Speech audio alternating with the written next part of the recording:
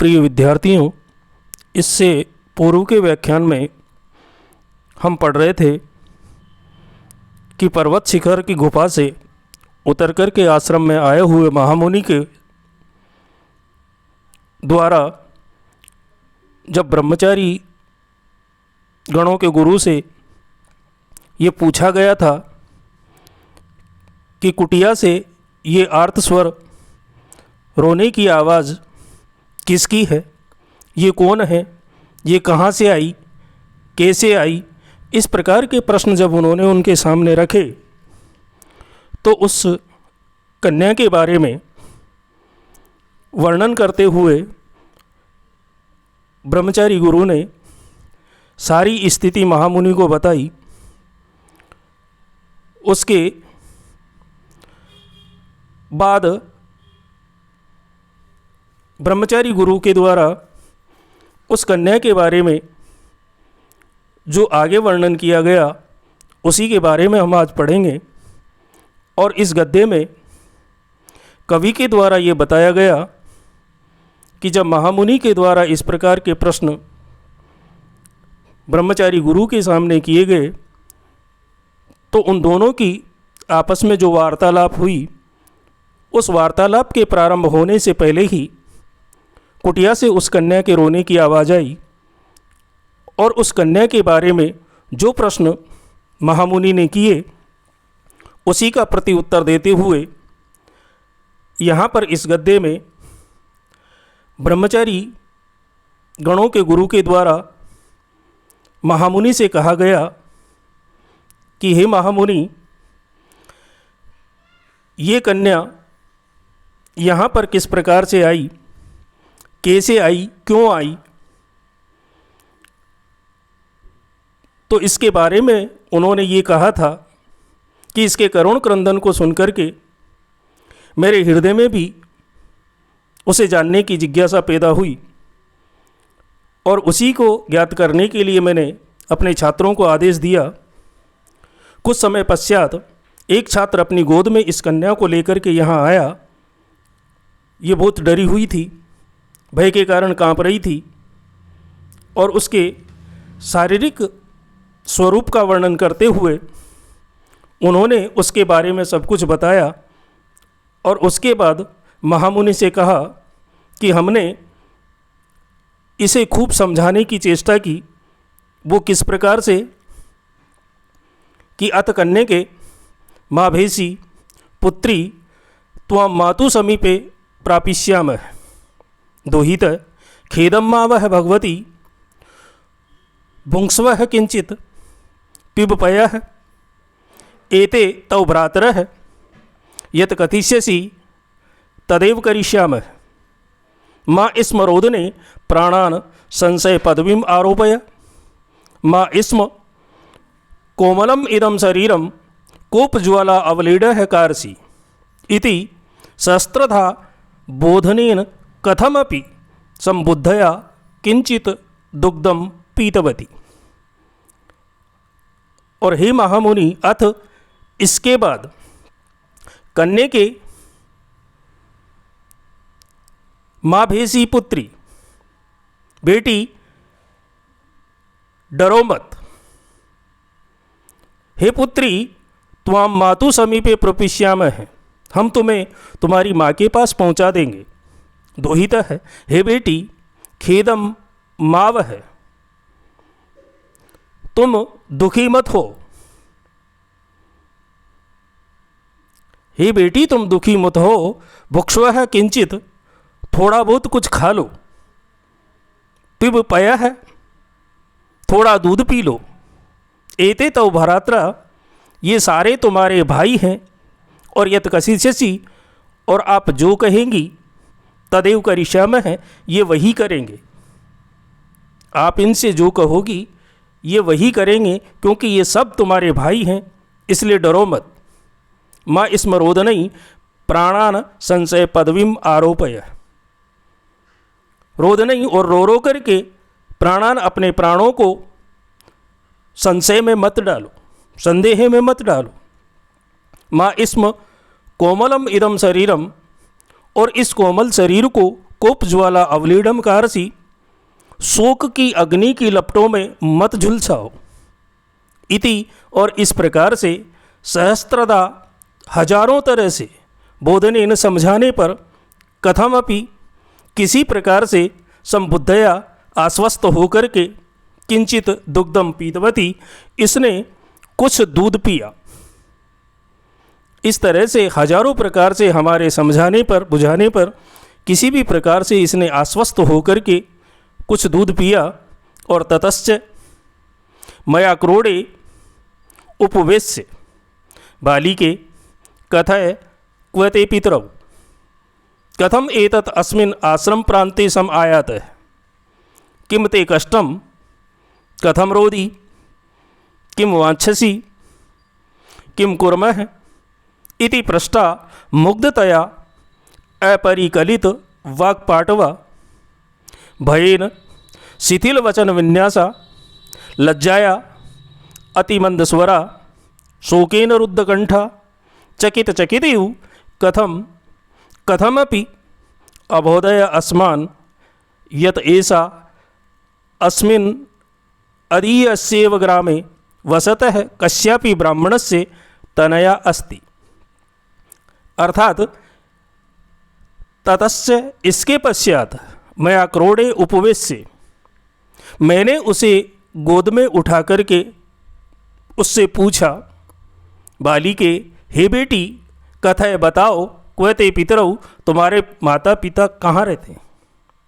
मैंने उसे अपनी गोद में लेकर के बड़े प्यार से पूछा कि ये बेटी बताओ तुम्हारे माता पिता कहाँ रहते हैं। और कथम एतस्मिन् आश्रम प्रांते सम आयात है, और तुम इस आश्रम के समीप कैसे आ गई। किमते कष्टम, तुम्हें क्या कष्ट है। कथम रोदी, तुम क्यों रो रही हो। किम वांछसी, तुम क्या चाहती हो। किम कुर्मः, हम तुम्हारे लिए क्या करें। इति इस तरह से पृष्ठा मुग्धतया, ऐसा पूछने पर मुग्धतया भोली भाली इस बच्ची ने अपरिकलित वाक्पाटवाह, जो बोलने की चतुराई से सर्वथा अपरिचित थी। इस तरह हमारे द्वारा पूछने पर भोली भाली बच्ची होने के कारण जो बोलने की चतुराई या भाषण की चतुराई से सर्वथा अपरिचित थी, और भयेन शिथिल वचन विन्यासा, डर के कारण अस्त व्यस्त शब्दों में जो बोल रही थी, लज्जया अति मंद स्वराः, और लज्जा के कारण शर्म से जो धीमे धीमे स्वर में बोल रही थी, शोकेन रुद्धकंठा, और दुख से जिसका गला रुंधा हुआ था, चकित चकितयु, और अत्यंत आश्चर्यचकित हुई सी। इस बालिका ने कथमपि बड़ी कठिनाई से ही अबोधय अस्मान हमें बताया कि यत ऐसा अस्मिन, यह समीप के ही इदीय अस्वे ग्रामे, पास के गांव में रहने वाले कस्यापि किसी ब्राह्मणस्य तनया अस्ति, ब्राह्मण की कन्या है। हमारे द्वारा पूछने पर इसने बताया कि ये समीप के ही गांव में रहने वाले किसी ब्राह्मण की कन्या है। और एराम च सुंदरीम आकलय कोपि यवनतनयो नदी तटात मातु हस्तात छिद्दय क्रंदति नीत्वा अपससार। तत् किंचित ध्वानम अतिक्रम्य यावत् असिधेनुकां संदर्श्य विशिकयास्य क्रंदन कोलाहलं शमयितुम् एष तावत् अकस्मात् कोऽपि कालकम्बल इव भल्लूको वनान्त उपजगाम। दृष्टदृष्टेव यवनतनयो असौ तत्रैव त्यक्त्वा कन्यकामीनां शाल्मलीतरुम् एकम् आरोरुह। विप्रतनया च इयं पलास अशिश्रिण्यां प्रविश्य गुणाक्षरन्यायेन इत एव समायाता, यावत् भयेन पुनः रोदितुम् आरब्धवती तस्मात् अस्मत् छात्रेण एव आनीता इति। अर्थात एनाम च सुंदरीम आकल्य, इस सुंदर कन्या को देख करके, इसको सुंदर समझ करके, कोपि यवन तनयो, कोई मुसलमान का पुत्र नदी तटात, नदी के किनारे से, नदी के तट से, मातु हस्तात, इसकी माँ के हाथ से छिद्य छीन करके, क्रंदती रोती विलकती हुई इसको नित्वा लेकर के अपससार है वहाँ से भागा। इसकी माँ के हाथ से छुड़ा करके कोई मुसलमान युवक उसे लेकर के भागा।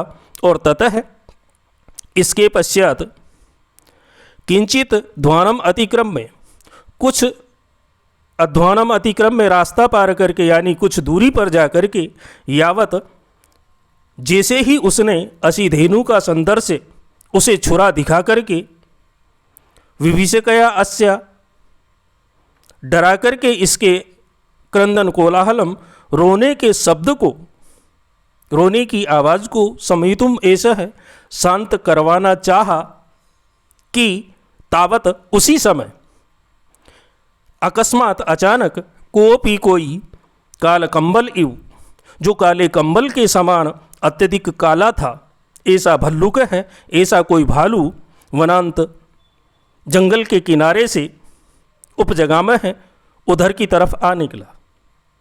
इतने में ही एक भालू जो काले कंबल की तरह काला था, वो जंगल के किनारे से इधर की तरफ आ निकला। और दृष्टिएव, और उसे देखते ही यवन तनयो असौ, वो जो मुसलमान का लड़का था, वो तत्रेव त्यक्तवा, इस कन्या को वहीं पर छोड़ करके, वहीं इसे अकेला छोड़ करके, कन्या नाम, इस बालिका की इच्छा रखने वाला वो मुसलमान युवक सालमली तरुम एकम, एक सेमल के वृक्ष पर आरोरूह चढ़ गया। वो उस भालू से बचने के लिए एक सेमल के वृक्ष पर चढ़ गया। इस बच्ची को उसने वहीं छोड़ दिया। और विप्रतनया च अयम, और ये ब्राह्मण कन्या भी पलास पलास श्रेण्यः प्रविश्य, वृक्षों के, पलास के वृक्षों के झुरमुट में प्रवेश करके, गुणाक्षर न्यायेन, गुणाक्षर न्याय से इत एव समायाता, इधर आ गई। और ये कन्या पलास के वृक्षों के झुरमुट में प्रवेश करके अपने आप को बचाती हुई गुणाक्षर न्याय के द्वारा यहाँ पर आ गई। यावत, और इधर आने के बाद भयेन, डर के कारण, पुनः रोदितुम आरब्धवती, ये फिर से रोने लगी। तस्मात्, और इसी बीच अस्मत् छात्रेण, हमारे एक छात्र के द्वारा, इत एव आनीता, यहाँ लाई गई। यानी ये बच्ची उस मुसलमान युवक के भालू से डर कर के वृक्ष पे चढ़ जाने के बाद पलास के वृक्षों के झुरमुट में प्रवेश कर गई और फिर गुणाक्षर न्याय से इधर आ गई। यहाँ गुणाक्षर न्याय का तात्पर्य ये है कि अचानक, भाग्यवश या अनिश्चित कारणवश, जिस तरह से घुन जो एक विशेष प्रकार का कीड़ा होता है और चने में या गेहूं में लगता है, तो वो जब किसी चीज़ को काटता हुआ चलता है तो उससे अचानक ही कुछ अक्षर निर्मित हो जाते हैं। और वो अक्षर क्या होते हैं, किस तरह के होते हैं, उनको पढ़ने के बाद पता चलता है कि उसने न चाहते हुए भी क्या लिख दिया। या कई विद्वान ऐसा मानते हैं कि लकड़ी में लगने वाला जो कीड़ा होता है वो लकड़ी पर उसको खा खा करके विशेष प्रकार की आकृति बना देता है और उससे बनने वाले जो शब्द हैं वो ही गुणाक्षर न्याय कहलाते। इसलिए यहाँ पर भी उस बालिका को ये आभास भी नहीं था कि वो छिपती छिपाती हुई कहाँ पहुँच गई। तो वो अचानक उस ऊपर वाले की कृपा से गुणाक्षर न्याय के द्वारा इधर आ गई, और इधर आकर के डर के कारण जब ये फिर से रोने लगी तो इसी बीच हमारे एक छात्र के द्वारा इसको यहाँ लाया गया और हमने इसे खूब समझाने की चेष्टा की, जैसे तैसे इसे सांत्वना दी। जब इसका थोड़ा भय शांत हुआ और इसने थोड़ा बहुत दूध पिया तो ये सो गई, और जब जागी तो ये पुनः रोने लगी। इसलिए इस कन्या के यहाँ आने का ये सारा वृतांत है। और हे महामुनि, इसके आगमन का जो सारा वृतांत है वो मैंने आपको बता दिया है कि ये कौन है। ये ब्राह्मण कन्या है। कहाँ से आई, क्यों आई, उस मुसलमान युवक के द्वारा इसकी माता के हाथ से छुड़ा करके ले जाने के कारण ये डरी हुई थी कि अचानक एक भालू वहाँ आया और उस भालू से डर करके इस कन्या को वहीं छोड़ करके वो मुसलमान युवक सेमल के वृक्ष पर चढ़ गया, और फिर ये कन्या पलाश के झुरमुट में छिपती हुई गुणाक्षर न्याय से हमारे इस आश्रम के समीप आ गई, और हमारा एक छात्र इसको उठा करके यहाँ पर ले आया, और हमने सांत्वना दे करके इसको थोड़ा बहुत खिलाया पिलाया। उसके बाद ये सो गई और अब पुनः जाग करके रोने लगी है। तो इसके पश्चात जब ये सारा वृतांत महामुनि ने सुना तो महामुनि ने इस वृतांत को सुनकर के बड़ा आश्चर्य उनके अंदर उत्पन्न हुआ और क्रोध का आवेग भी उत्पन्न हुआ, क्योंकि इस प्रकार की जो स्थिति थी वो उन्होंने पहले कभी नहीं देखी। और इसका कारण ये था कि वो पता नहीं कब समाधि लगा करके बैठे थे, कौन से युग में बैठे थे, और उसके बाद वो आज समाधि से जागे हैं। और आज जब इस प्रकार का वृत्तांत पूरे भारतवर्ष में हो रहा था तो ऐसी उस चीज़ को सुन करके ही उनको आश्चर्य हुआ, और इस वृत्तांत के मामले में उन्हें क्रोध भी आया।